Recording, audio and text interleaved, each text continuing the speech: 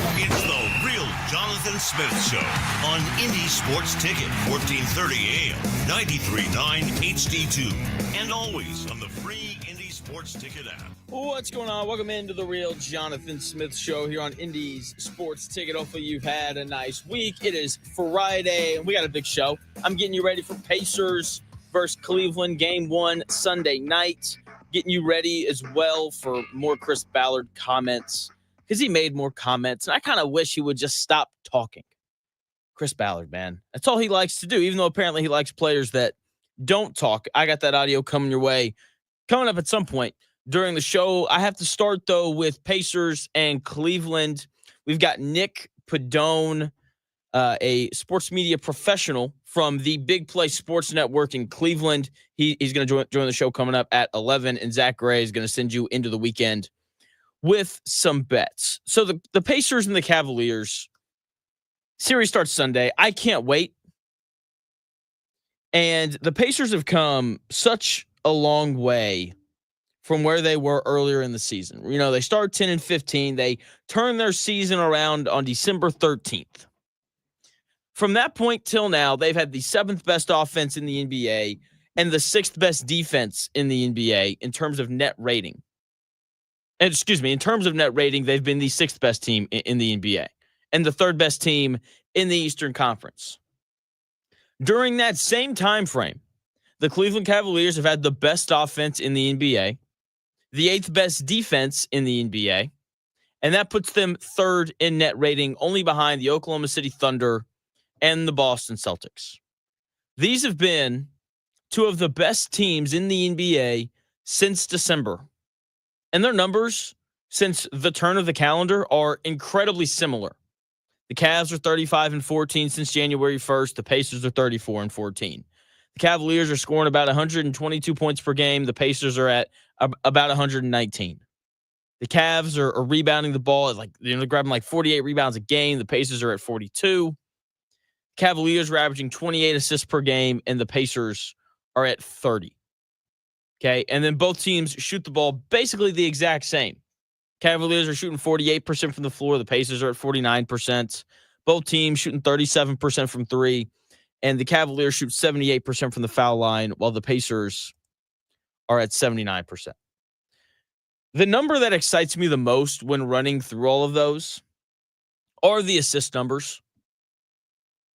These two teams move the ball, and we are going to get beautiful basketball played throughout this series. When you look at the playoffs so far, the Indiana Pacers lead, all teams in the NBA playoffs in average assists per game at 31. The Cleveland Cavaliers are second in average assists per game at 26. These teams know how to move the ball. They know how to play together, and I think it's going to result in a visually attractive basketball series. None of this Boston Celtics offense. We're going to clear it out, and we're going to run a million screens until we get the switch that we want, and then we're going to allow, the advantaged player to go one-on-one. That is not what the series is going to look like. There's going to be on-ball screens and off-ball screens and guys cutting and curling off screens and catch and shoot, and it's going to be beautiful. I can't wait. Both teams, though, and part of why I think each team can play this way, both teams are incredibly deep. The Pacers played 10 players real minutes in every game of that series against Milwaukee. When you look at the Heat and the way that they cut up minutes, it's kind of hard to tell because they blew the Miami Heat out in every game that they played, except for games 1 and 2. Okay? So game 1 was close going into the fourth quarter, and then Ty Jerome happened, and he scores 16 points in the fourth quarter, and he didn't miss. Okay, but in games 1 and 2, game 2, the Cavaliers only won by 9. The Cavaliers played a legitimate 10-man rotation, just like the Indiana Pacers did. That is not normal. It is not normal for a team, yet alone two teams, to have rotations that deep. Now, we may see Coach Carlisle or Coach Atkinson maybe cut a guy or two from the rotation. But they know that guy is still an option. Each team has 10 players that can legitimately contribute in a playoff series. So both teams are going to have so many different levers to pull throughout the series. This is not going to look like the Lakers against the Timberwolves, where you saw how the Lakers ran out of options in game 4 of that series. Game 4 of that series, the Lakers are like, you know what? We have like 6 guys who can like legitimately play in a playoff series, and we're just going to roll with the best 5 the entire second half, and let's see how that goes. That's not going to happen in this series. I can tell you that right now. And I think one of the more important parts of who wins this series, because I think that these two teams are very evenly matched, one of the big things is like, how do these two coaches mix and match who's playing and matching up with who? And like, are the Pacers going to have Andrew Nembhard mimic the minutes of Darius Garland, and are they going to do the same thing with Aaron Nesmith on Donovan Mitchell? And how are the Cavaliers going to, like, are they going to have one of like Isaac Okoro? Like, is he going to play more? He only played 11 minutes per game against Miami, but like he's probably their best perimeter defender. And so I'm very intrigued to see how these two coaches pull all these different levers that they have on their rosters, because both teams are so incredibly deep. It's going to be a lot of fun. The matchups I find intriguing as well. Aaron Nesmith and Andrew Nembhard, they're going to defend Donovan Mitchell and Darius Garland. I don't know who they're going to have guard who. I think they're pretty interchangeable because Andrew Nembhard's a legitimate like 6'4", 6'5". Donovan Mitchell's 6'5". Darius Garland's like 6'2", maybe. We'll see. Right, and then obviously Aaron Nesmith's probably like 6'6", 6'7", and so they can kind of switch around who they want to have guard, who they want to have defend Garland and Donovan Mitchell. T.J. McConnell as well. That's a guy off the bench who can defend Garland. He can probably bother Donovan Mitchell a little bit as well. Benedict Mathurin and Jarris Walker might get some run defending Donovan Mitchell as well. We'll see. They've both had these decent stretches where they've looked really good defensively before. So we'll see. I'm very intrigued to kind of see how the Pacers want to defend those two guys.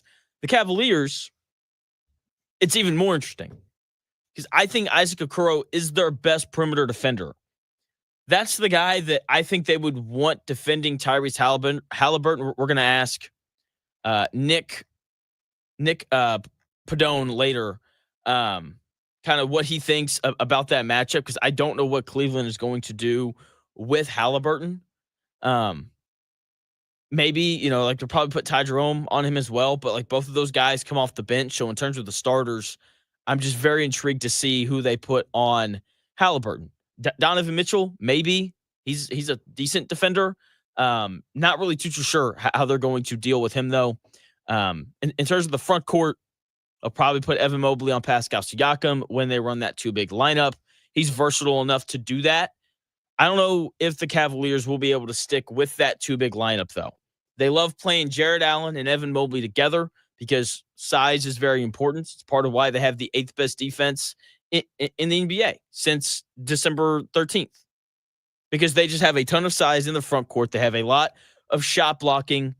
Evan Mobley and Jared Allen are both more than able to make up for mistakes made by Darius Garland defensively, or Donovan Mitchell defensively, or Max Strus defensively. That might be who they put on Halliburton. We'll see. So they've got these two great bigs, and they like to play them together. The issue is the Pacers have a ton of spacing. Like the Pacers are going to stretch those guys and pull them away from the basket. And obviously, like Evan Mobley, totally fine doing that. He's the defensive player of the year for a reason. The dude is incredibly talented and incredibly versatile as well whenever he's out there on the floor. Jared Allen, though, not as versatile. Very athletic, moves well in space, looks comfortable in space, but he doesn't want to be on the perimeter. He wants to be by the basket, and he wants to block shots. And the Pacers are going to make him play on the perimeter. He's an athletic big, but I would rather play against him when he's doing drop coverage, which is what Halliburton wants, because the pull-up jump shot and the float game is really good. But the idea of Jared Allen defending a Miles Turner and Tyrese Halliburton pick and roll or pick and pop, like that's not what Cleveland wants. The Cavaliers want Evan Mobley defending the pick and roll or the pick and pop because he is an elite defender who can do multiple things. And then the issue is like he's going to have to defend Pascal Siakam. So I think we're going to see a lot of DeAndre Hunter from Cleveland in this series, and they'll put him on Siakam and they'll play Mobley or Allen at the 5 because I just don't know how they defend the Pacers with this too big lineup. Now, if they figure it out, and look, let's be honest, Kenny Atkinson, way smarter than I am when it comes to figuring this stuff out. So maybe like there is a way for them to play them both together, that'd be really bad news for the Pacers because the Cavaliers would then they would dominate the glass. Even though I do think Siakam's a good rebounder and Aaron Nesmith has games where he rebounds really well, but they would need for Miles Turner to do a good job on the boards. If the Cavaliers figured out a way to play both Evan Mobley and Jared Allen together consistently. So we'll kind of see. I think I like this matchup for the Pacers defensively a little bit more than what I do for Cleveland. And it's more so I just don't have as many questions. And it's like I know that they're going to put Miles Turner on Jared Allen. They're going to put Pascal Siakam on Evan Mobley, which is great because Jared Allen and Evan Mobley offensively don't really scare me a ton. The big scare for the Cavaliers on offense is obviously Garland and Mitchell, and then Ty Jerome and DeAndre Hunter when they come in off the bench. And I think that the Pacers have decent options for that. And I'm just not convinced that the Cavaliers have a great option to defend, most specifically, Tyrese Halliburton. I want to see how the Pacers attack Darius Garland. The Pacers have players on the floor at almost all times. All 5 guys on the floor can dribble, pass, and shoot. Ben Shepherd's really the only player that may play that you aren't exactly worried about him putting the ball on the deck and taking advantage of a matchup. Outside of that, every guy on this Pacers roster that plays real minutes, they can go get a shot. I don't have to explain that about Halliburton or Siakam, obviously. Miles Turner, he can post up. They don't always look for him, but he is more than capable of posting dudes up. Aaron Nesmith, whenever he got AJ Green on him in that last series, he was like, this white boy can't guard me. And then he just went at him and he tore him up. Okay, because he's just a very explosive athlete. Andrew Nembhard, very good off the bounce. Benedict Mathurin, excellent isolation scorer. TJ McConnell, really good isolation scorer. Obi Toppin can put it on the deck. I don't think you want him to do that, but he is capable of doing so. Jarris Walker actually has a really good handle and is really good at driving and passing the ball. So, every guy that they're going to play has to, they can put the ball on the deck and go score. I don't know where the Cavaliers are going to try to hide Darius Garland on defense. There is nowhere to hide. Whereas for the Pacers, they're going to take Tyrese Halliburton and they're going to put him on Max Strus. And when Max Strus goes out of the game, they're going to put him on Sam Merrill. They're going to put him on a guy who can shoot, and they're just going to have Tyrese Halliburton chase. That's what they're going to have him do. Because Max Strus is a much improved player. He was good in Miami. I think he's better in Cleveland. Max Strus is not breaking you down off the bounce. Sam Merrill, love the dude. Love watching that guy come in off the bench, sprint around like crazy, and catch and shoot and just never hit the rim. Okay? Love it whenever when that guy plays. But Sam Merrill is not putting the ball on the deck and breaking you down off the bounce. His name's Sam, and he's from Utah. Come on now. He's not doing that. Dean Wade as well. That's another guy that the Pacers can hide Tyrese Halliburton on. So, they have options of, not great offensive players to put Tyrese Halliburton on and hope that he doesn't get exposed playing defense. I don't think that the Cavaliers have that option with Darius Garland. I think it's going to be much easier for the Pacers to attack him than it will be for the Cavaliers to attack Tyrese Halliburton. So how do these two weak defensive point guards, how do they match up? How do they get stops? And how do both of these teams go about attacking those guys? Because the teams are very team-oriented on offense. They aren't switch happy or hunt happy. Like, they want to run their stuff, but at the same time, I imagine that the Pacers are going to try to get Pascal Siakam switched onto Darius Garland. And if that happens, they will throw him the ball on the block, and then the Cavaliers will have to scramble because Darius Garland is not stopping Pascal Siakam on the block. It's not happening.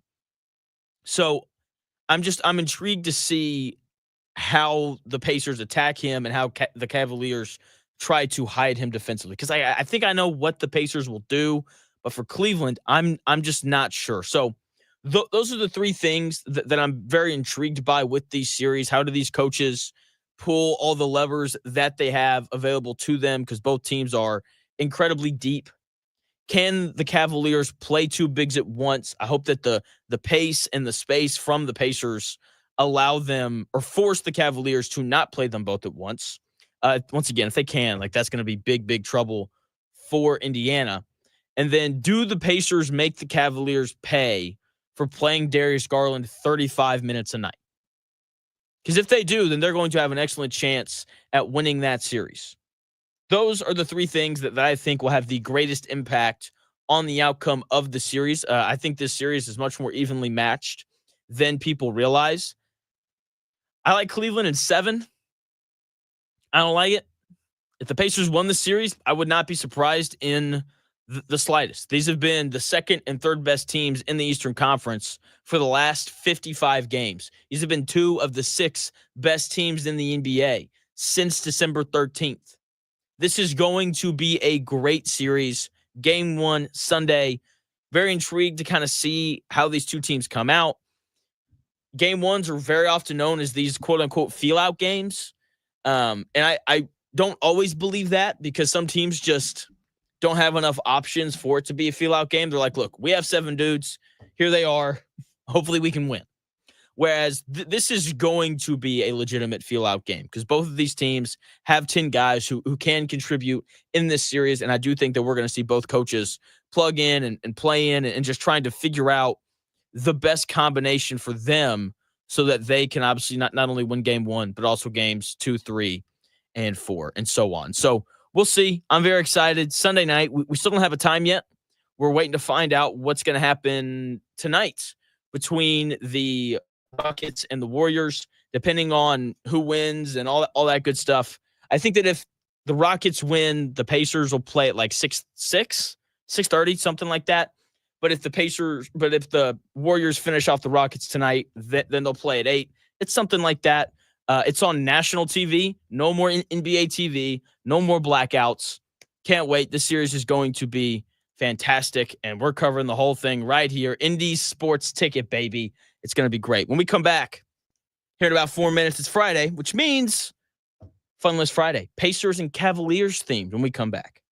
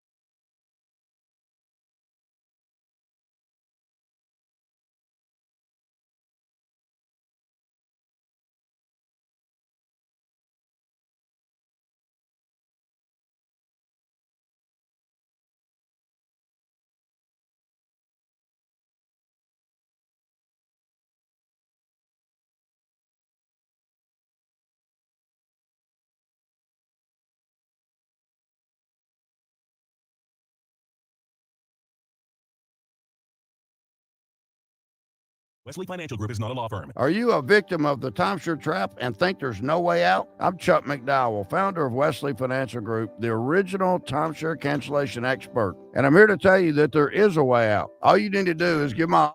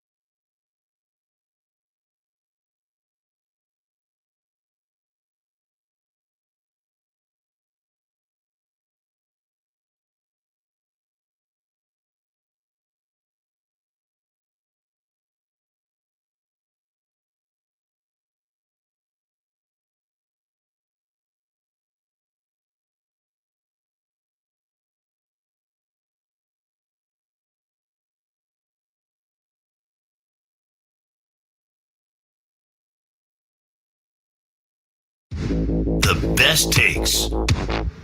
Maybe. The Real Jonathan Smith Show on Indy Sports Ticket 1430 AM, 93.9 HD2, and always on the free Indy Sports Ticket app.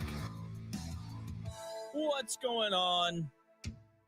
Welcome back to the Real Jonathan Smith Show here on Indy's Sports Ticket. Big show today.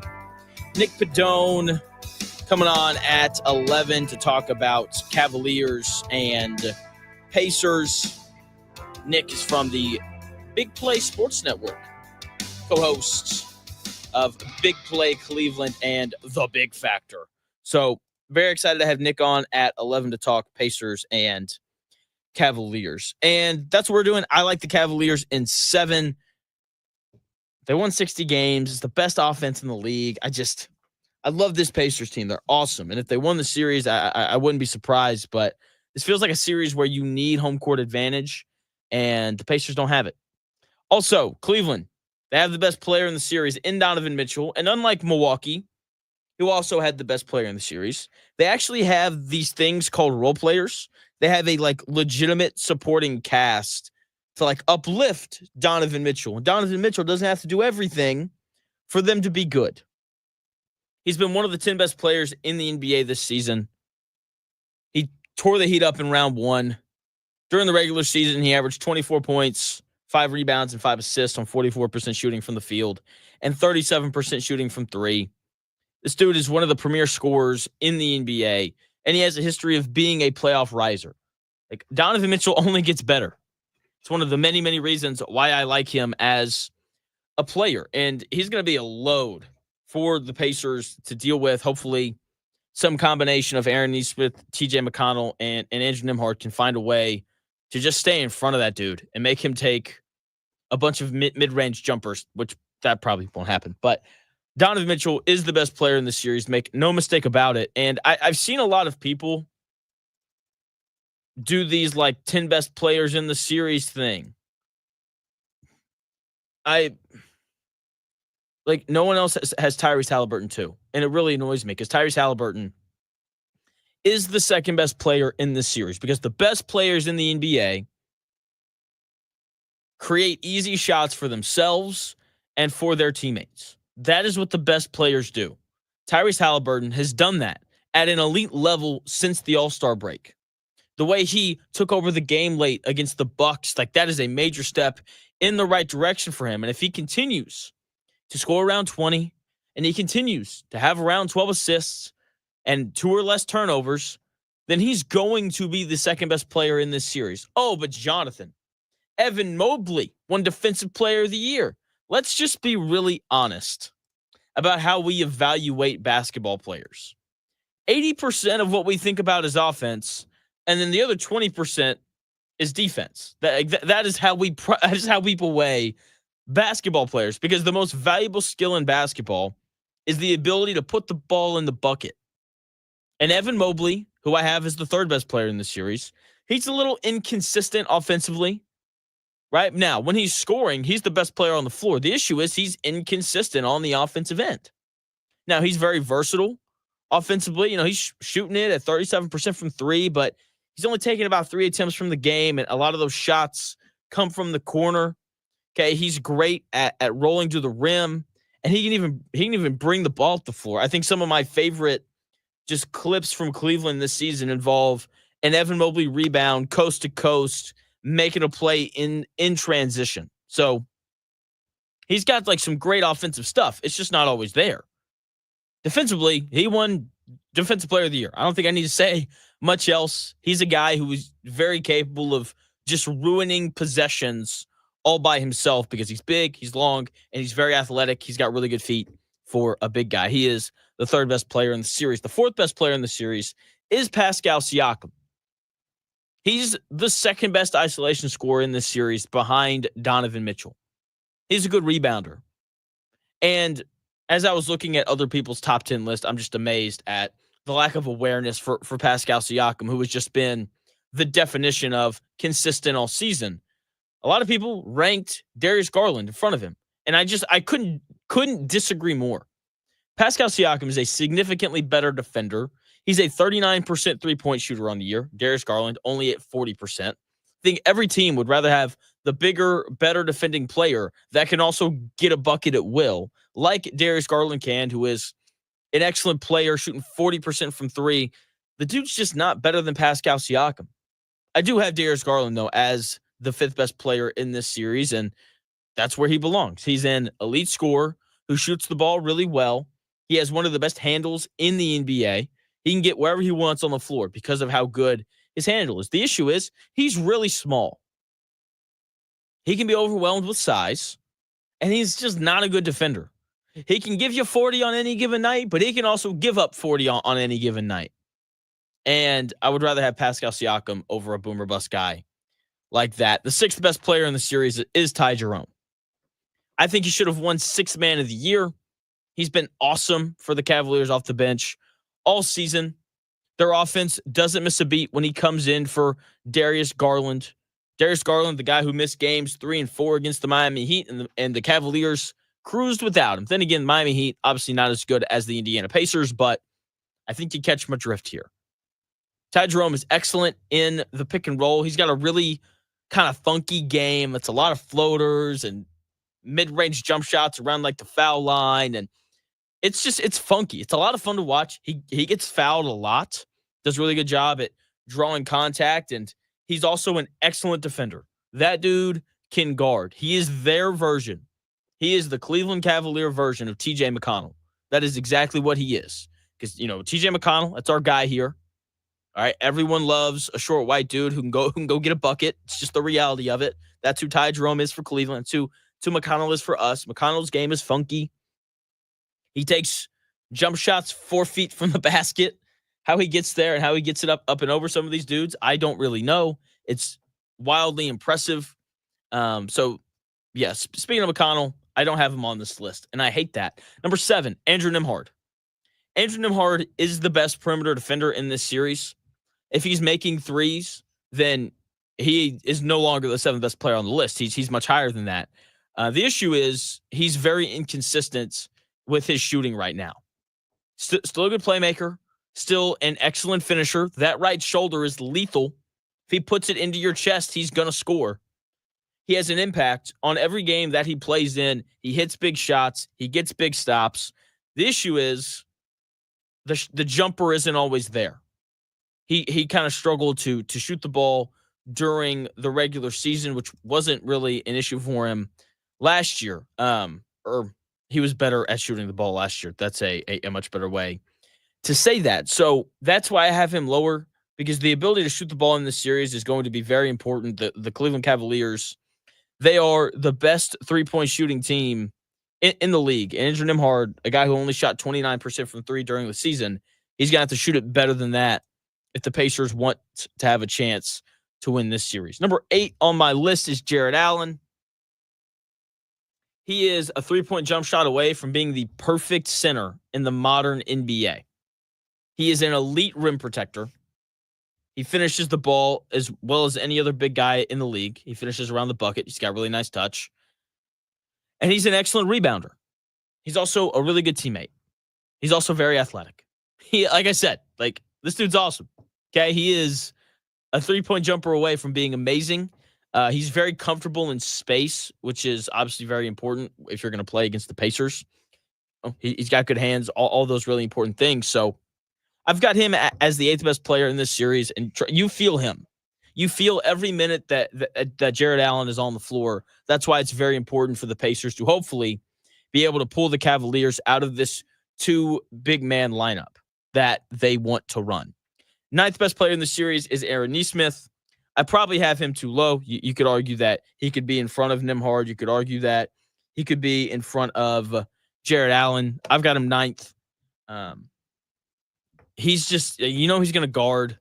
As Halliburton says, every team that wins the whole thing, they have a guy like this who just is just balls to the wall, is making crazy plays, and is just full effort all the time. That's who Aaron Nesmith is. And he's going to defend really well.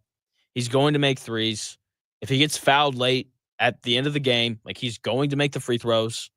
If he's got a mismatch, he can attack them off the bounce. He attacks closeouts really well. He's very athletic, and he finishes well at the rim. He's also a good rebounder. He's not a role player. He's he's a step above that. That is who Aaron Nesmith is. Love that dude. I think he's going to have a really good series. He's going to be very important for the Pacers, because I do think that they're going to stick him on Donovan Mitchell, just because he's a little bigger, a little bit longer than Aaron Nesmith, than Andrew Nembhard. So he's going to be very important for the Pacers in this series. 10th best player is Miles Turner. A slight variation of what a good modern-day big man is. Miles Turner operates well in space. He makes threes. He finishes at the rim, and he blocks shots. The issue is the rebounding. I'm very concerned about that in this series, because the Pacers are going to have to play him, because they don't, Thomas Bryant, love him, plays hard, does all that good stuff.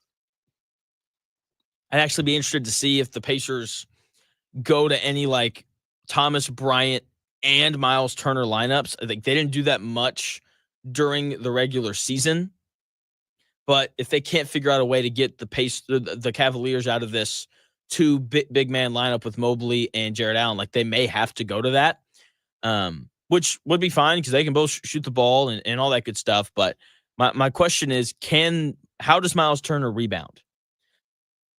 That could be the difference in the series. Can he rebound the basketball well enough? And I'm not talking 13 rebounds a game. I don't think that that's a fair expectation for Miles Turner, given what we know about him.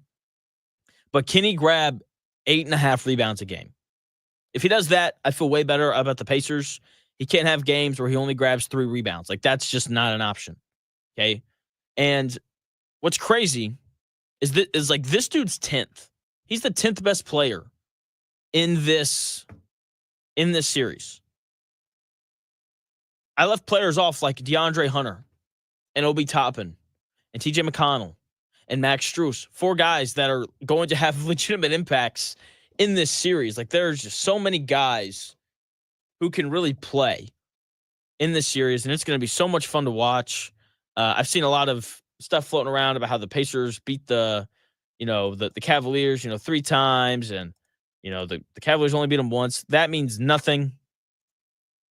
2 of those games were games 80 and 82. The Cavaliers had already clinched the 1 seed. They didn't play their starters in 2 of the games.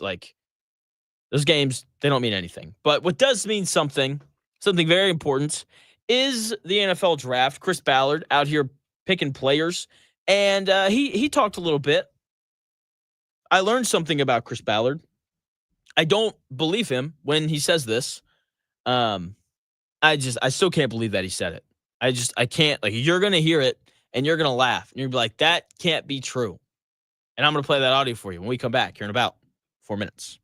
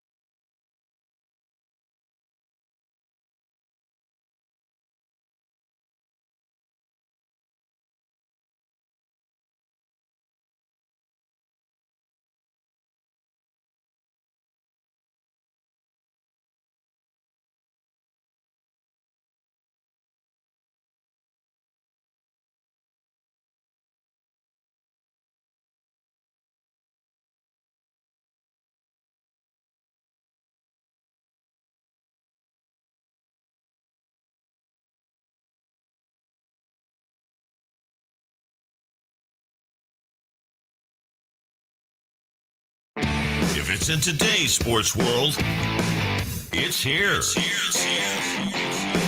The real Jonathan Smith Show on Indy Sports Ticket 1430 AM, 93.9 HD2, and always on the free Indy Sports Ticket app. Welcome back to the Real Jonathan Smith Show here on Indy Sports Ticket. Hopefully you're having a nice week. Hopefully your weekend is nice and set up. Hopefully you're doing whatever it is that you want to do heading into the weekend. And for me, it's watch the NBA. That's what it is. And I'm going to do that. Can't wait. So Rich Eisen had Colts general manager Chris Ballard on his show, and he was asking him about the draft and all this good stuff that's important. And I still can't believe that Chris Ballard said this. I don't believe him in the slightest. Rich Eisen asked Chris Ballard, he asked him what it was like meeting Tyler Warren and just kind of what he's like. And here's what Chris Ballard had to say. This is what it's a little like Quentin Nelson. Yep. They're men of few words, which I can't lie to you. I kind of like. Let's stop it right there. Ain't no way, bro. Come on. I just feel like every guy that the Colts take talks way too much. And just to hear Chris Ballard say, I like guys who don't talk, I just find that so incredibly hard to believe. I did at first, at least. And I started thinking about it. I was like, you know what? It makes sense that he likes Quentin Nelson and the fact that he doesn't talk. And he likes Tyler Warren and the fact that he doesn't talk. Because that just gives Chris Ballard more runway to say more things. Because that's all Chris Ballard does is just talk and talk and talk. And I'm done with it. I know you are as well. Get him out of here. It's the fact that this is year 9 of this. I still can't believe. Anyway, here's what Chris Ballard continued to say about Colts' new tight end, Tyler Warren, after saying that he doesn't talk, which okay. And there's not a lot of fluff with him when you talk to him. It's okay. What's my role? What do you want me to do? I'll do whatever's best for the team. Which I think when you get a player like that is really team oriented, it's a bonus, aspect, especially in today's age where it's become a lot about me and we're losing, a sense of team. And look, in this sport, you can't, I don't care how good you are individually, you can't win without everybody else on the team, performing at whatever their role is at a level that is at a winning level. So that was refreshing when we spent time with Tyler. Chris Ballard talking about Tyler Warren, the Colts' newest tight end, and the man that they selected with the 14th overall pick. It is nice to know that Tyler Warren will not be Zaire Franklin's new podcast co-host. It's very nice. They could have called it like Podcast 44 or something, but very nice to know that he will not be his new co-host. So I will say I do like everything that Chris Ballard has said about Tyler Warren. I like that there's no fluff to him. When I think about Colts players that don't have any fluff, Quentin Nelson obviously is the first one that comes to mind. He's been pretty successful. And Michael Pittman Jr., he doesn't have a ton of fluff to him either. He just kind of says what he says. He doesn't say much, which I greatly appreciate. So, and those are, you could argue, Chris Ballard's 2 best picks. It's Jonathan Taylor's probably up there as well, but 2 of his best draft picks, no doubt, have been guys who just kind of show up and are quiet and just kind of do their work. And when they're asked questions, they don't say much. So if that's the kind of guy that Tyler Warren is, I'm here for it. I just want dudes who don't say anything crazy, work their butts off, and make big plays. Everything that they have said about Tyler Warren indicates that he's that kind of guy. And it's interesting because we have tight ends in the NFL that aren't like that. And I don't need Travis Kelce and, the whole you got to fight for your right to party thing that he yelled after they were headed to the Super Bowl, and the whole I'm going to date Taylor Swift and the podcast. I don't need that. I don't need George Kittle's quirkiness getting in the way of winning. Because, and he said, well, Jonathan, George Kittle's won a ton of games up there in San Francisco. Yeah. Well, the head coach is Kyle Shanahan. Lynch, their general manager, is awesome. And they have other very serious dudes in that building. So you can deal with George Kittle's quirkiness. Brock Purdy, pretty straightforward dude. Seems like he handles things well. Colts don't have a quarterback like that. They don't have a general manager who handles things well like that. Love Shane Steichen. I do think he's a better coach than I still think he's a good coach. I do. Okay. But I don't think he's great at managing personalities the same way that like Kyle Shanahan is and Bill Belichick was. So very glad that Tyler Warren seems to just kind of be this cut and dry, normal dude. I like that he's apparently a team guy. I think the Colts need more of that. And I hope that the rest of these Indianapolis Colts players are the same way. Show up, work hard, win games, go home. That's all I need. That's all I need. And I hope that ends up being the new Colts mantra going forward. Now, Chris Ballard obviously selected 8 players in the NFL draft. He didn't just draft Tyler Warren and then say, all right, we're done. Season starts in September. We'll see y'all then. No, he also opted to draft JT Tuimoloau in the second round, pick 45. And Rich Eisen also asked about JT. So here's what Chris Ballard's had to say about the Colts' newest edge rusher, JT Tuimoloau. Yeah, that was we really like JT, and like I didn't know if there was a 3-game run there, Tennessee, Texas, and Notre Dame, where I don't think you could find a defensive player that had a better stretch of 3 games and at the big moments against great competition. Mm-hmm. So we think he's got really big. I think there's still more in him. He's still young. He's still 22 years old. And we think there's still more in him. And I don't think you can ever have enough defensive ends and guys that can rush the passer, but his ability to play on all 3 downs, he's able to give you all, both inside and outside rush. And he's a speed to power player, which I think is those guys always, translate well to our league. Yeah. 6.5 sacks in the 4 games of the college football playoffs. That's when you want somebody to come through.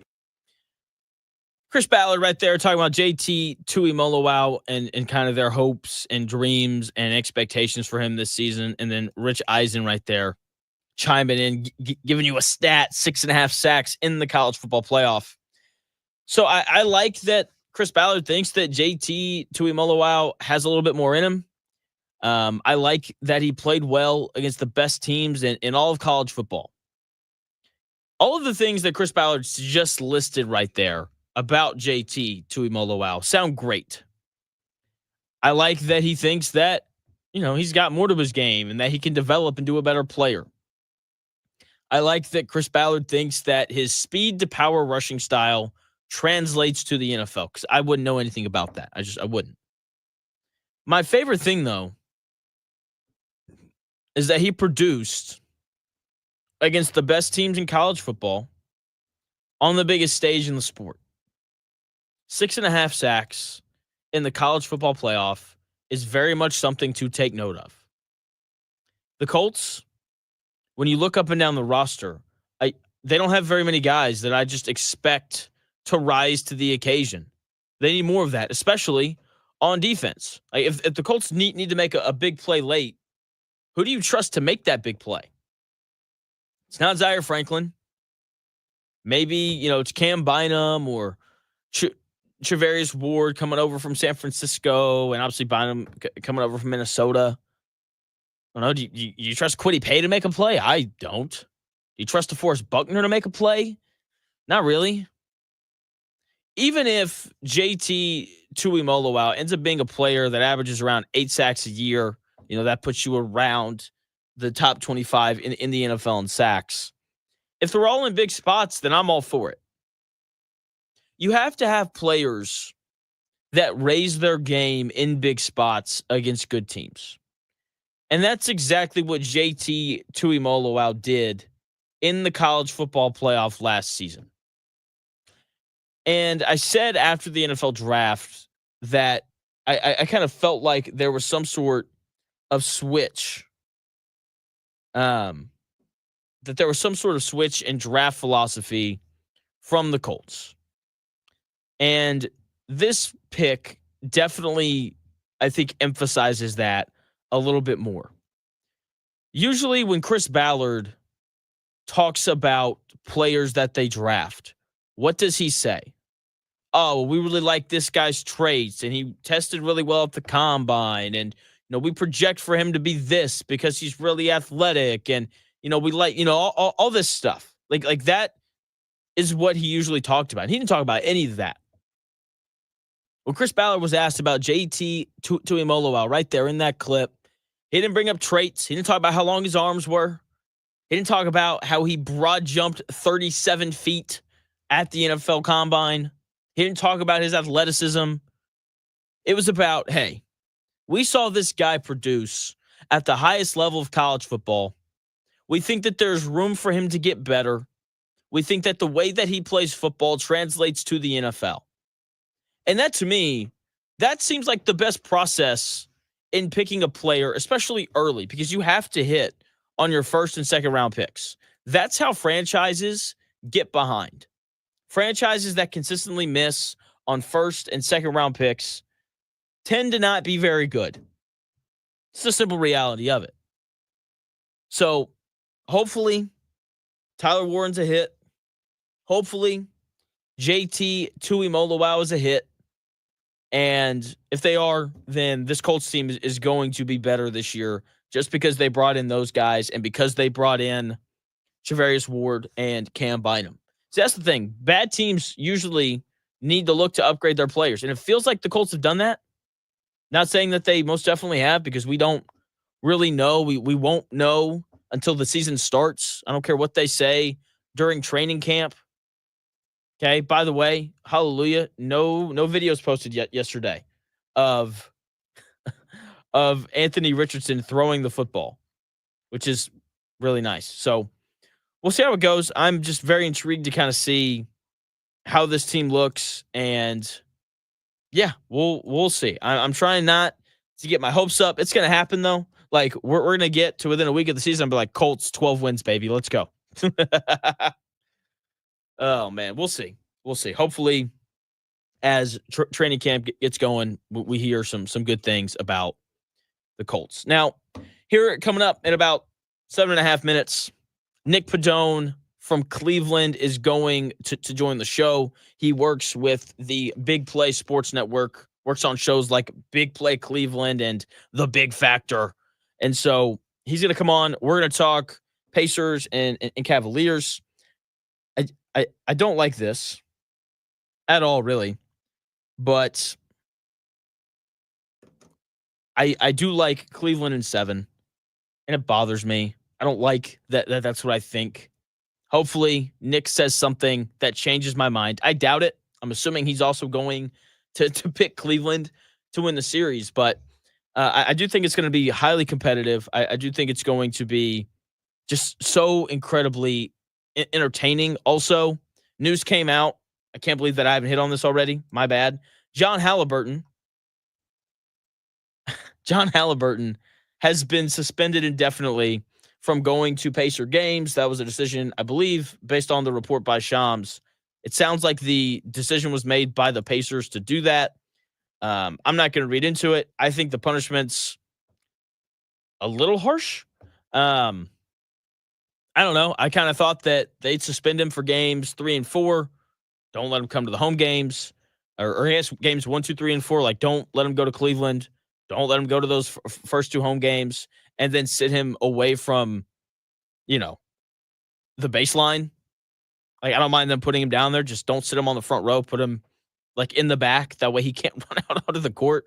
Hopefully, security can get that yellow rope up in time. But yeah, I thought that the punishment was a bit much, but that just kind of seems to be how things go in sports. The punishments, unless it's the NFL, seem to always be a little heavier than what I think they should be. But at the same time, I don't know. I would rather you over punish a guy than under punish them. So John Halliburton will not be in attendance for any of the Cleveland Cavaliers and Indiana Pacer basketball games. It sounds like we'll see when he comes back. Nick Pedone from the Big Play Sports Network and the shows Big Play Cleveland and the Big Factor joins the show when we come back here in about 5 minutes.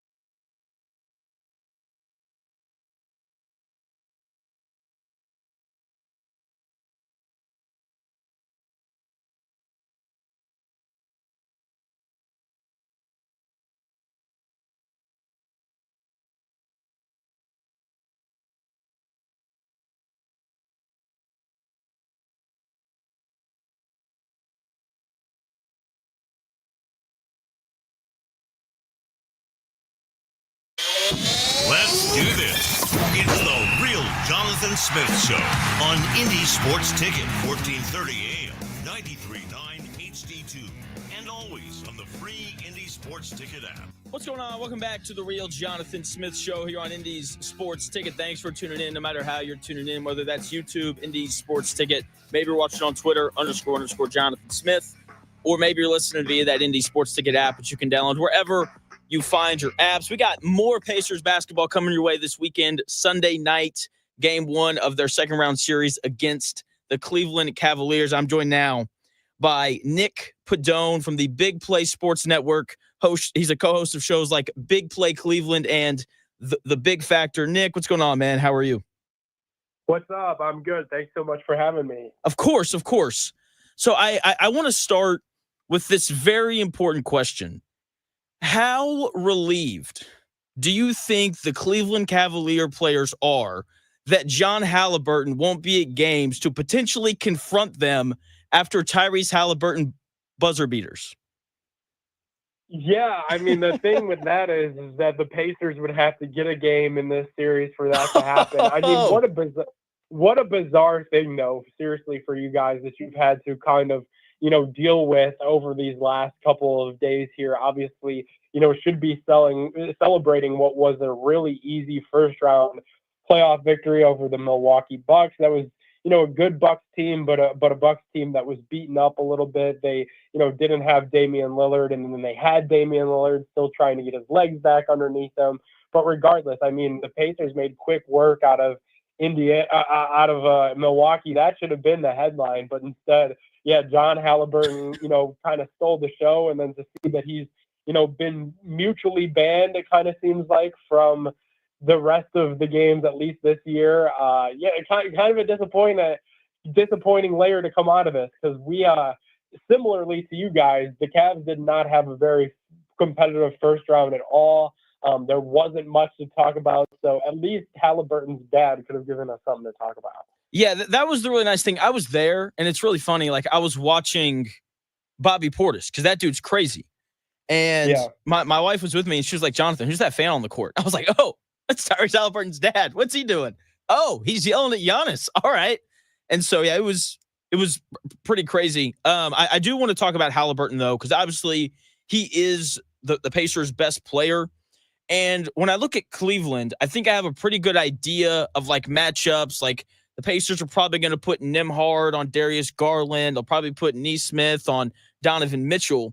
But when I look at Cleveland, I feel like their best perimeter defender is Isaac Okoro. Maybe I'm wrong on that. If I am, please tell me. But, like, in terms of the starters, who do you think gets that opening assignment on Halliburton? Yeah, it'll be fun to see how the Cavs want to play it, because they could go, true matchup, guard on guard, and let Donovan, and Darius kind of do it trial by fire. The Cavs play good team defense. So really, when you try to look at matchups for the Cavs, it's difficult to do because it's a truly collective effort in terms of team defense. And another piece of it, too, you mentioned Isaac Okoro. It'll be fun to monitor how the Cavs decide to use him in this series. He is the best defender on the team by a lot. He's one of the best defenders in the NBA.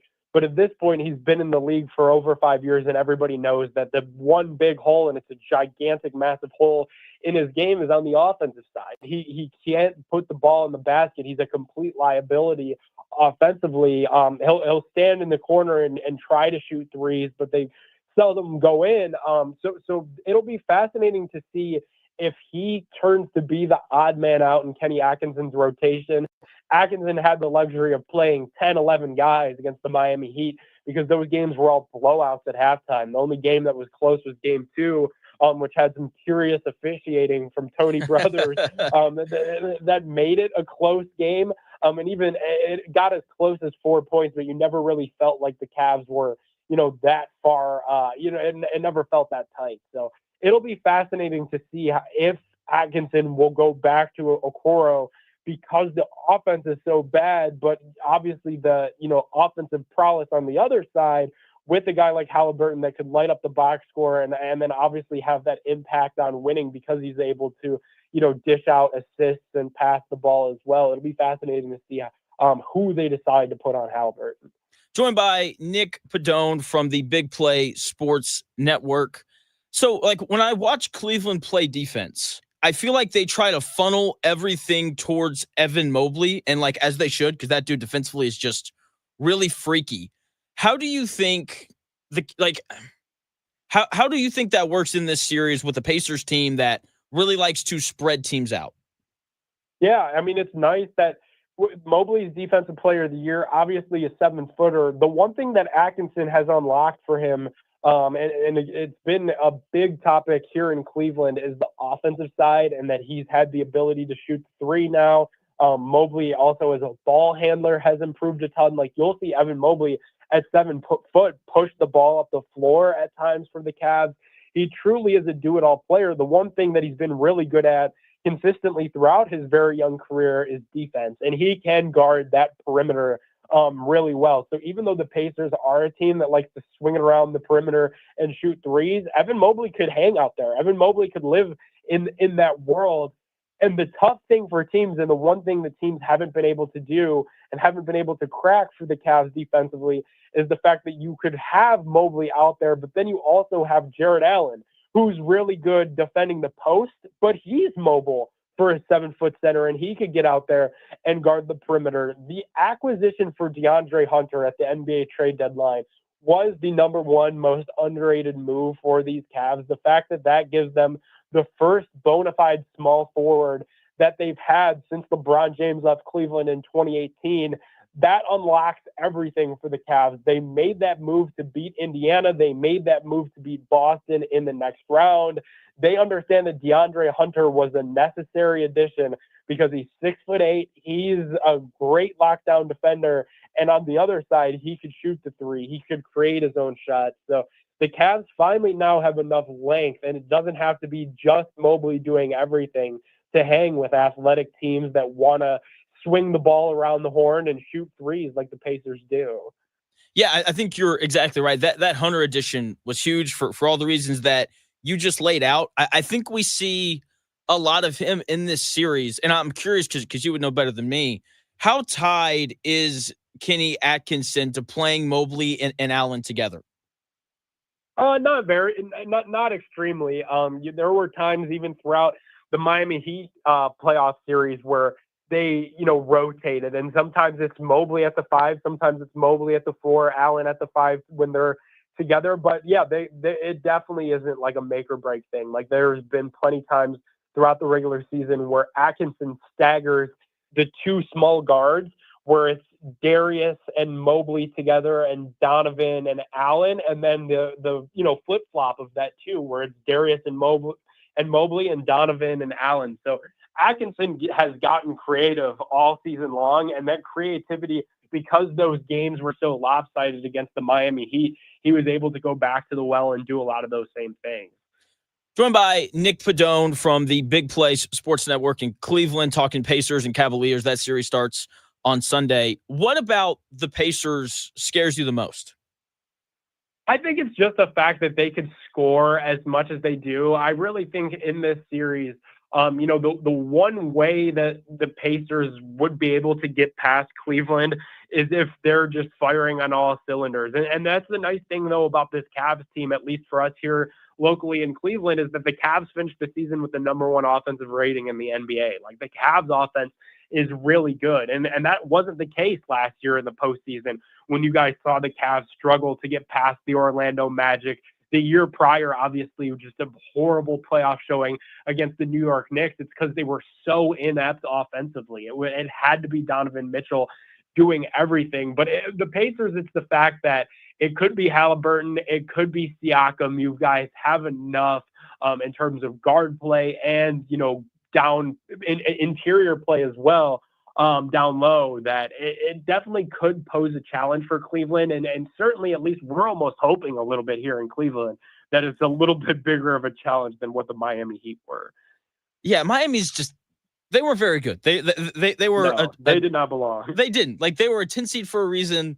they're just the best play-in franchise ever. And so, like, of course they won every play-in game that they played in. My thing with the Pacers that really drives me crazy because, and I'm trying to be more understanding of this, but I think when the Pacers are covered nationally, there's this narrative that they're not a good team defensively, even though they got off to this like 10 and 15 starts in the final 57 games of the regular season.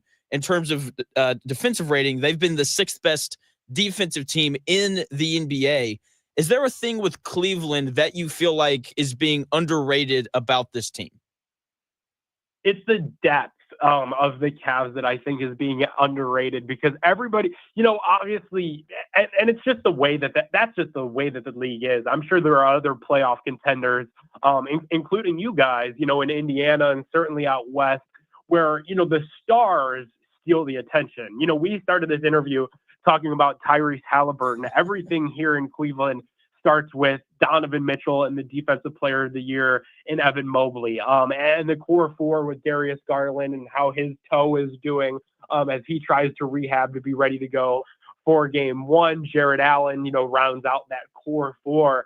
But it's the depth of the Cavs. It's that they could go to a guy like Ty Jerome, and Ty Jerome could win a game for Cleveland this series. Dean Wade, we've seen him pop off in big games before. Obviously, we talked a little bit about DeAndre Hunter and his ability to light it up. So it's the fact that the Cavs have so many different players that can just end a team's night on any given night that I don't think gets enough coverage or enough respect. Obviously, the headliner is Donovan, Darius, Jarrett, and Evan, but they have guys throughout this roster that could go in there and light up a stat sheet and really give other teams fits on a nightly basis. I completely agree. I watched Cleveland a lot this year just because they're fun to watch. I love Mobley. You mentioned earlier how Kenny Atkinson has really unlocked his offensive game. There are games, and this is not doing him justice in the slightest. Like, I'll watch him. I'll be like, if like Draymond Green was like 7'1" and shot 37% from three, I think this is what he would look like just with the versatility on defense and the ability to rebound the ball and just go. Aside from that, what makes this Cavaliers offense so great? Because usually I think when ordinary fans see teams that play two bigs, it's like, oh, they're going to be really good on defense and the offense may sputter from time to time. And that's clearly not the case with Cleveland. So, like, why is the Cavaliers offense as good as it is? I really think, the addition of Kenny Atkinson this year, and it's so funny because at the end of last season, it was a foregone conclusion. Like, they couldn't run it back with JB Bickerstaff. But there were real serious questions about keeping the core four intact. A lot of people had speculated that perhaps when Donovan Mitchell signed the extension to stay in Cleveland, that could signal the end for Darius Garland, that the two small backcourt wouldn't be able to coexist.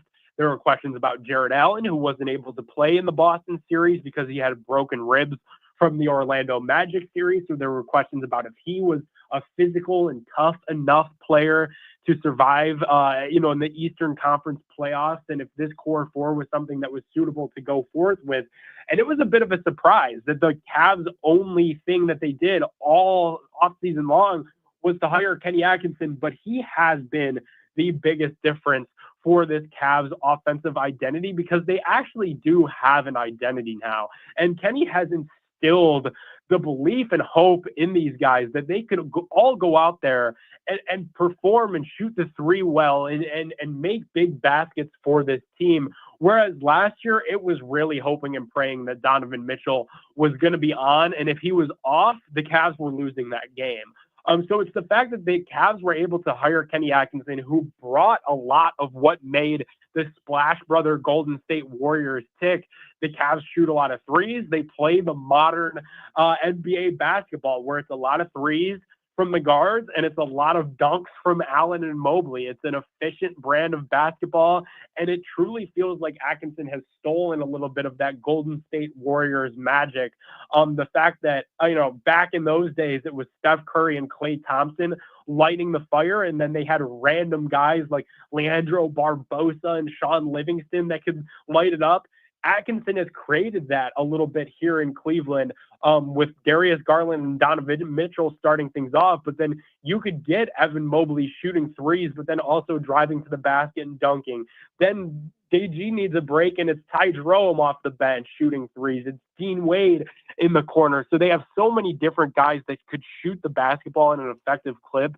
The offense is truly night and day from what it was in the postseason last year. And that is another piece, too, that nationally isn't getting talked enough about. Like, Kenny Atkinson has unlocked this Cleveland Cavaliers offense that candidly just seemed like it wasn't going to work ever at the end of last season. Joined by Nick Pedone from the Big Play Sports Network. You can find him on shows like Big Play Cleveland and The Big Factor. You can also follow him on Twitter at Nick Pedone 12. So when I look at this series for the Pacers and I look at Cleveland, the thing that worries me the most is how do the Pacers rebound? Because they're an okay rebounding team, but the idea of having to box out Evan Mobley and Jared Allen every possession sounds awful. And so that's probably my biggest concern playing against Cleveland. What is your biggest concern for Cleveland's matchup with the Pacers? My biggest concern for the Cavs would be that they revert back to the playoff iteration of the Cavs that we saw over the last two seasons, where they let Pascal Siakam just get way too aggressive down low. And maybe your fear turns into a dream where Pascal is able to where Pascal is able to, bully around Allen and Mobley just enough where he's able to get 10 boards a night. Like, that's how the Cavs lose this series. That's how the Orlando Magic almost beat the Cavs. Obviously, that took them 7 games last season. That's how the Boston Celtics did beat the Cavs ultimately last year. Was the Cavs were just out physicaled, and candidly, they beat themselves because they allowed themselves to get out rebounded. They didn't use the two bigs to their advantage. As long as the Cavs use the two bigs to their advantage against Indiana, the Cavs should come out of this series on top and look towards Boston or New York, whoever comes out of that. But we've seen them be neutralized before, so that can't happen again. That is not what I thought. That is not what I thought you were going to say. I was fully expecting something like, how much do the Pacers pick on Garland? Because I like, for me, whenever I look at Cleveland in terms of the Pacers scoring the ball, I'm like, I don't know. I think I'd pick on the guy that's like 6'2". How do the Cavaliers go about hiding Darius Garland in games against teams like the Pacers who can really score it? They really don't, is the honest answer. And it's been part of what's made the Cavs so fascinating this year and really what's made them a lot of fun. Throughout the first real, every single season in his career until now, Darius Garland was thought of as just a bad defender, a guy that could, is an all-star point guard, but 6'2" is generous. I mean, DG is genuinely probably genuinely 6 feet tall. But the nice thing about the Cavs is they play team defense and they rally to the basketball, and guys are constantly switching and moving. There's a lot of motion to their defense the same way that there is their offense. So they don't have to hide Garland the same way that they used to over the last couple of years, because one, he could hold his own. I do think he has improved. And I think a little bit of that might just be effort and identity. The fact that they know that if they could get a turnover, they could create easy offense, which is a way that their offense was so good last year. Is they like to, create turnovers and move the basketball down the court quickly. But the fact, too, that, okay, in the event that DG does get beat by a guy who's a prolific scorer and a little bit bigger than him, like a Tyrese Halliburton, you're trusting that Evan Mobley, Jared Allen, Dean Wade, Isaac Okoro, if he continues to crack the rotation in this series, is behind you. And that's, those are guys that are 6'8" and up that could be a nice line of defense behind Garland. So DG's defense was a big hole for the Cavs. But the fact that they got so much longer and athletic when the DeAndre Hunter trade went down, Max Strus helps as well because he's a lengthier guy, even though he is thought of more of a 2-guard, I think. He plays the 3. He starts at the 3, and he's a really good team defender as well. So the Cavs just have a lot of length, and that's something that they didn't have in years past. Joined by Nick Pedone from the Big Play Sports Network, talking about the Pacers and Cavs series. Two more questions for you, Nick, and I'll let you go. So for me, in game one, I'm very intrigued to see how both teams use their depth. You've talked about this quite a bit, about how like the Cavaliers are like legitimately 10 guys deep. And the Pacers, when you go through their logs, they also played a 10-man rotation against Milwaukee. That's the thing that I'm pretty intrigued to see, how each of these coaches kind of pull levers early in the series, and how the other one kind of reacts to it, because both teams just have so many options. What is the thing that you're most looking forward to kind of seeing in game one? Yeah, it's that for me as well, because I do think game one from Jump Street, the Pacers should give the Cavs a better test. And I don't want to say that the Cavs looked past Miami, but I think the Cavs knew when it was announced that the Miami Heat were the team that won the 2 play-in games to play the Cavs in the first round. The Cavs just knew that they were a better team, top down, than the Heat, and they were able to start off game one strong. And game one was never close. And game two was close at the end, but it wasn't really close. Game 3 and 4 in South Beach were both blowouts. So I'm really looking forward to this. Feels like to me the first real playoff games that the Cavs are going to play are against the Pacers, because the Pacers played the Cavs tough all season in the regular season. And I'm looking forward to seeing who gets into the ball games and when. Obviously, against the Heat late in games, I mean, we were getting Jalen Green minutes. We were getting Craig Porter Jr. minutes. Tristan Thompson played over 10 minutes, as the last guy really on the bench, like in the playoffs. Like, I don't expect that to happen against Miami, but I'm looking for who's going to be the first couple guys off the bench behind Hunter and Ty Jerome. Could it be Dean Wade? Do they go to Okoro for the defense, especially if Halliburton's hot? If Sam Merrill's making threes, that adds another layer for Indiana to worry about off the bench, because that's a guy that could knock down a bunch of threes in a hurry. And that Cavalanche moniker that we've kind of coined here in Cleveland is probably something that the Pacers should look out for, is the fact that, again, stolen identity a little bit from the Golden State Warriors days. When the Cavs go off for a lot of points, they do it in a really short amount of time and put teams in a big deficit quickly. So the Pacers got to figure out how they can't. The Pacers have to figure out, how do we not let the Cavs go on these big runs in 3 or 4 minutes? Yeah, totally. Calling it a Cavalanche is perfect. Like, I kind of equate them. I don't know how much college hoops you watch, but like whenever I would watch Florida play basketball, the question wasn't if, but when are they going to hit a whole bunch of threes? And when I watch Cleveland, it's the exact same thing. Last thing for you, I've got the Cavaliers winning the series in 7. What is your prediction? I have Cavs in 6. I do think the Indiana Pacers are just a little bit of a better test for these Cavs. I've got the Cavs winning this game in 6. I also think, too, the fact that when the Heat series got flipped to Miami, they were already down 0-2. And then the fact that the Heat fans don't even really care about basketball at all. Nobody was even in their arena to give those guys a fighting chance in game 3. And the Cavs were able to come out swinging. That's not going to happen in Indiana. Definitely we know not. You guys love your basketball in that state, just like we do here in Cleveland. And even if it is 2-0 flipping over to Indiana, the Cavs will need their bench guys like Ty Jerome, like DeAndre Hunter, to travel to Indiana and play as well as they did in round 1, because we know the Pacers fans are going to be up for whenever this series does get flipped to Indiana. I am so excited for the series. Like, both teams can really score it. They play together. Like, there's no Boston isolation, make everybody switch and just go one-on-one. Like, it's beautiful team basketball from both teams. I'm very excited. Nick, thanks for your time, man. You were awesome.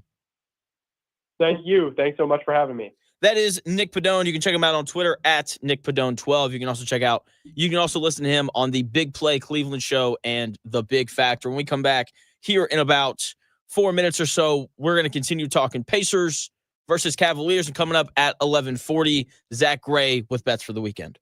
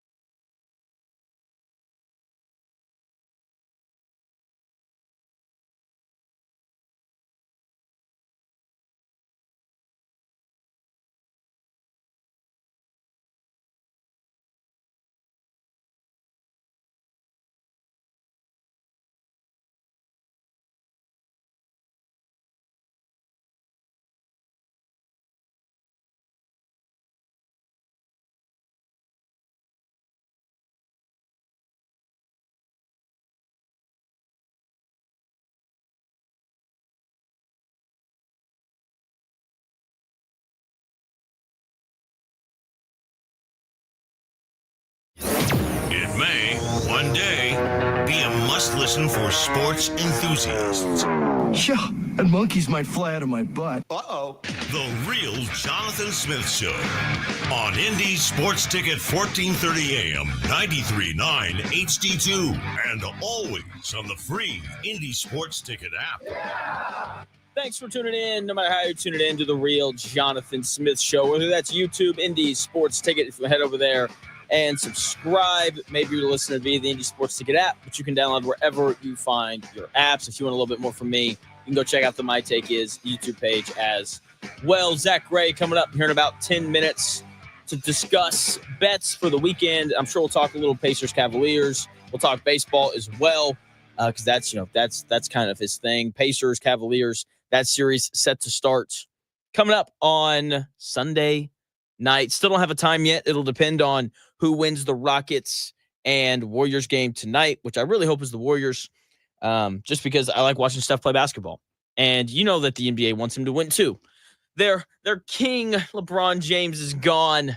So now they must turn to Steph Curry to continue to curry favor in the ratings world. Even though Pacers Cavaliers, this series is going to be so beautiful. I can't wait. Just like from a pure, unbiased, I like basketball and basketball is fun standpoint, this series is going to be awesome. Because both teams just move the ball so incredibly well. And as I watch some of these other series, you see teams like the Clippers. They'll run these lineups where they'll put, what's his name? He starts, and I'm blanking on his name right now. Anyway, they'll put like Ben Simmons on the floor or this other really good defender who they always put on Jamal Murray, and I can't remember his name for some reason, or him on the floor. And neither one of those guys can score. And so then you're watching Denver play defense, and they're only defending 4 guys. And they're just having this other, it's usually Chris Dunn.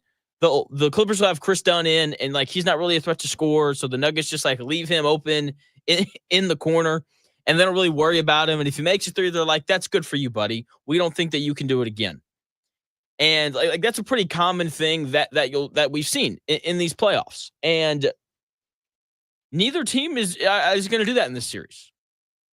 Like, yes, Isaac Okoro is Cleveland's best perimeter defender, as Nick Pedone said in that previous segment. He was awesome, by the way. We're going to do everything we can to get that dude back on, because he was really good. If you missed it, it'll be out in the podcast later. And like both of these teams are going to have guys on the floor that you just can't leave because of the shooting or the playmaking ability that they have. So I am so excited for this series. The ball's going to pop and move. Teams are going to run plays.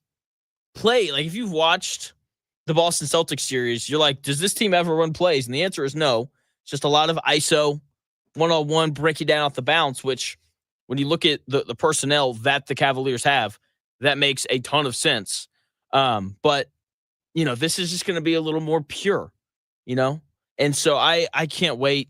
It's going to be just an absolute blast. Both coaches in this series, I think, are good. I know that, people complain about Rick Carlisle all the time, even though like that dude is an excellent basketball coach. And so I've got faith in him to pull the right strings with, the depth in this series. I expect for Kenny Atkinson to do the exact same thing. Like that guy is a tremendous basketball coach. And so both of these teams, like they've been the second and third best teams in the NBA over the last 57 games in the regular season. During that time frame, the Pacers have had the 6th best defense in the NBA and the 7th best offense, while the Cavaliers have had the best offense in the NBA during that 57-game time frame and the 8th best defense. So both of these teams, they are top 10 in both offense and defense on the season, and that is when you get great series. And I think that's what we're going to get. I think winning a Game 7 on the road is incredibly tough, and you could say, Jonathan, well, the Pacers won Game 7 on the road in Madison Square Garden last year. So, I think they can win Game 7 on the road in Cleveland. It's a fabulous point. Fabulous point. Very hard to argue against it. The only issue is this year's Cleveland Cavaliers are significantly better than last year's New York Knicks. Speaking of which, They finished off the Detroit Pistons in 7 games, winning that series last night, which is great.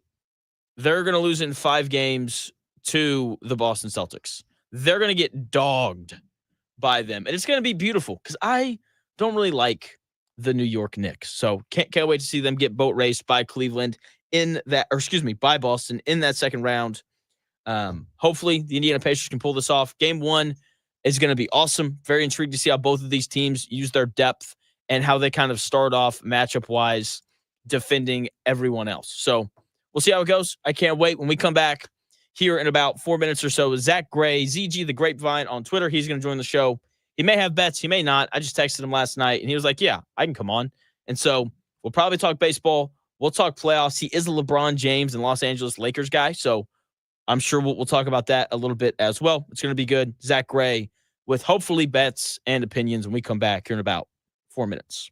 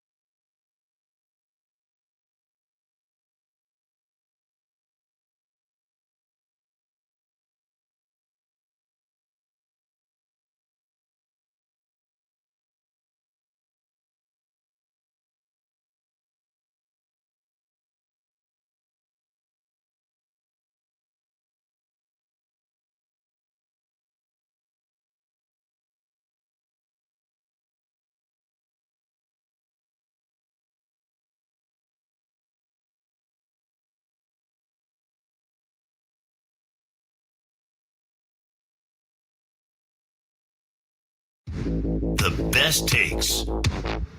Maybe. The Real Jonathan Smith Show on Indy Sports Ticket 1430 AM, 93.9 HD2, and always on the free Indy Sports Ticket app. What's going on? Welcome back to the Real Jonathan Smith Show here on Indy Sports Ticket. Thanks for tuning in, no matter how you're tuning in, whether that's YouTube, Twitter, Indy Sports Ticket app. It is greatly, greatly appreciated. Joined now by the one and only Zach Gray. Zach, I forgot to ask you this off the air, so I'll just ask you on the air. Do you have bets today? I do.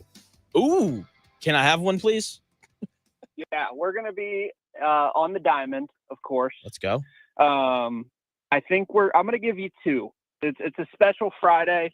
It's always special when I'm talking to you, Jay Smith, and when I can talk to your great audience. So I'm going to give you two bets today.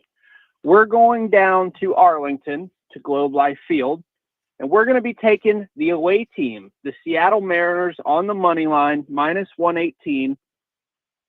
I think that I bet the Mariners more than anyone in the world, and they've broken my heart several times already with atrocious relief pitching. Every time I bet them, Andres Munoz seems like he forgets how to pitch. And then every other time he's the best closer in the league. But Brian Woo's on the bump for the Mariners going against Jack Leiter. It's going to be a good pitching matchup. I just think the Mariners get to him, and Woo has maybe his best start of the day. So give me the Mariners. Okay. And we're going to go to some late night West Coast baseball. The worst team I have ever seen assembled. The Colorado Rockies go to the Bay to play the San Francisco Giants. I am going to take the over 7.5. Now it's going to be cold out there. The ball's not going to be flying as much. I just know that Anthony Sensatella is on the mound and he is actually awful. So I expect the Giants to possibly cover this number by themselves. That's pretty tough to do when you're talking about 8 runs, but I mean, it's the Rockies. Let's be serious. So give me the Rockies Giants over 7.5. Rockies Giants over 7.5 and Mariners on the money line. Sounds good. Oh, yeah. I'm writing this down. Giants over 7.5. All right. So I want to start with your Lakers because I think JJ Redick is being unfairly criticized.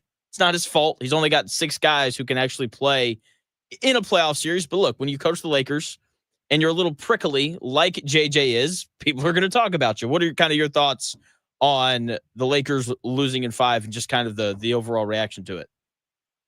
Yeah, I mean, it's obviously tough. I think when you have the expectations that they had when the Luka trade happened and it seemed like things were clicking, and then you come out in a playoff series and kind of get, kind of smoked a little bit.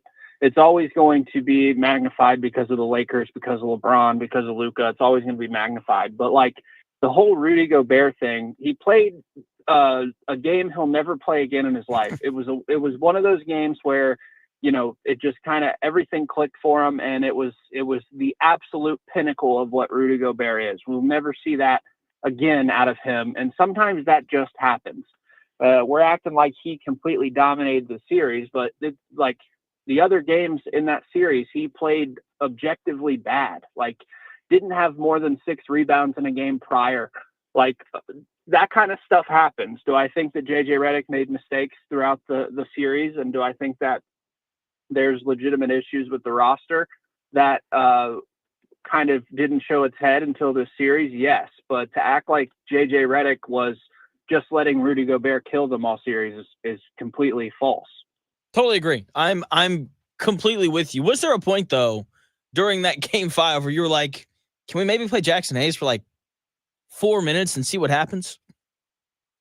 I mean, I guess you could have done that, but we've seen Jackson Hayes play all year, and he's not good enough to be in the rotation. I would, just because a guy's tall doesn't necessarily mean I would mess up the flow of my team, my offense, and potentially make,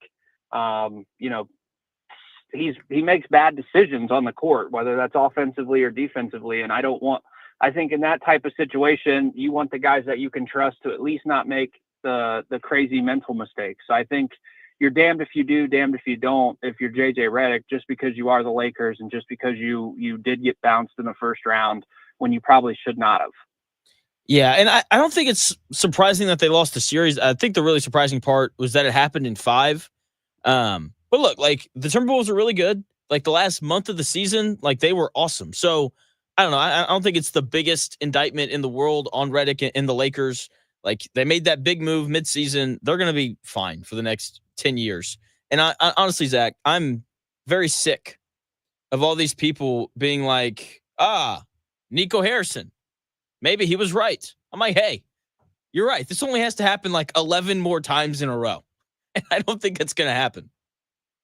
You think people actually believe that, or do you think they're just trolling or trying to get a reaction? Because I don't think you can possibly say that at this point. Like, it's still such a bad trade regardless of they could have gotten swept and it still was a bad trade. You know that I agree with you. I just think that, I don't know, man. I just think people are very reactionary and they act like Jalen Williams today, I think that's his name, went on ESPN and said that Nick Brunson might be the best Nick ever when it's all said and done. And I was like, I don't know. That feels pretty reactionary to what happened last night. And so I people probably won't believe that in a month, but I think right now they do. I do think that there is some people that want Nico Harrison to be right because they don't like LeBron. I really do. It all comes back to LeBron, and that's not a joke. Well, I really do think that a lot of the people that would start to push that narrative would be doing that because they want to knock LeBron down and keep him under Jordan in their eyes, and I think that's part of it. I really do. Well, I would think that, joined by my good friend Zach Gray. You should follow him on Twitter at ZG the Grapevine. Go check out his bio. Click that link because he sells tools to help you make better bets, and it is a great investment. So what I think real LeBron haters would want is it's rough these first 2 years with LeBron, and then as soon as LeBron leaves, Luka wins the whole thing. Because then we can be like, oh, LeBron James left and Luka got better. I wonder what happened. Yeah, that wouldn't just be a natural progression of a guy, a superstar in the NBA. You're right.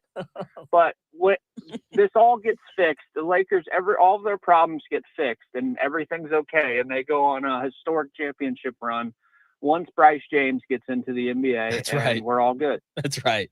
They need more size. You know, he's like 6'7" or however tall he is. I don't know if you're going to watch this game tonight or not. Warriors, Rockets, I think the Warriors win. I think the Warriors take at least 12 more free throws than Houston because, let's just be honest, the NBA's 2 biggest attractions still are LeBron James and Steph. One of them is gone.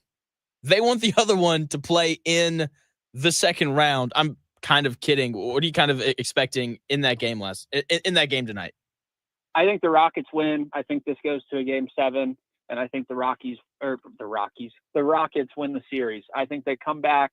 I think they kind of unlock something in that last game. I just think that the depth of Golden State gets challenged. And, you know, when you're running out Pat Spencer and Post and all those guys, like you can only go so far.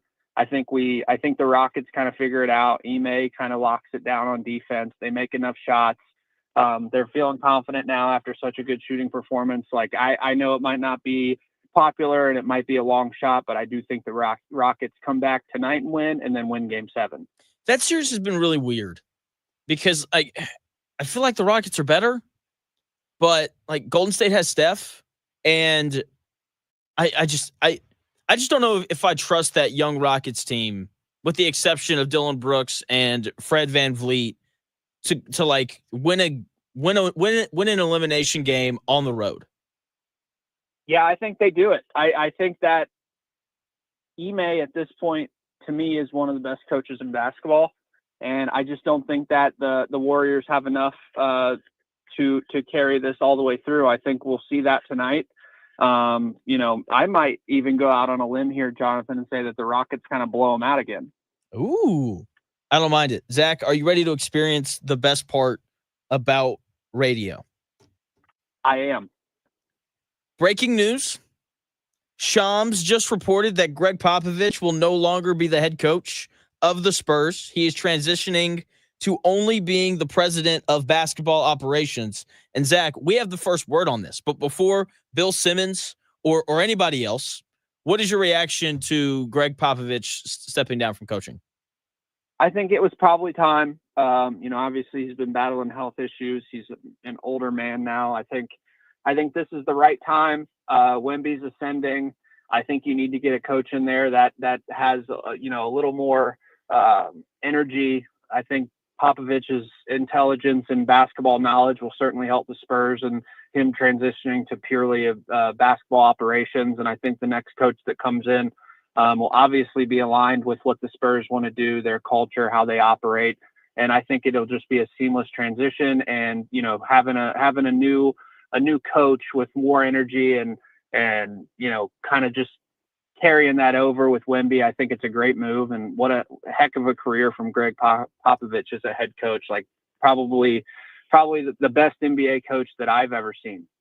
Yeah, I would agree with that, with everything that you said. Like, it's time.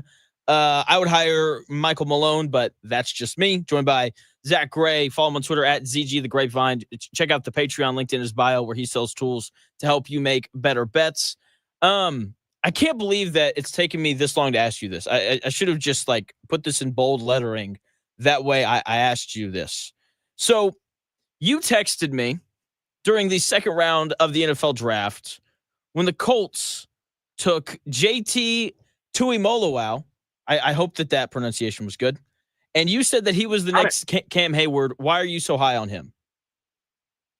I just think that he fits that mold of Cam Hayward when it comes to just big, athletic, strong, able to kind of be, a solid enough pass rusher. But I think he really affects the game on the run defense side, setting the edge. I just think that the profile fits, that of Cam Hayward. And I really do think that JTT is going to have a, 10+ year career, multiple Pro Bowls, an all pro guy. Might not get the crazy sack production of an elite, pure edge, but will be a main staple of the Colts defense for years and years. Hey, I hope you're right, because the Colts need help on that defensive line. I am curious. You live in Ohio. Are you going to make the trek to Cleveland to watch Shedeur Sanders play quarterback? Yes, I am. I actually plan on buying season tickets. So let's go. You'll see me out there.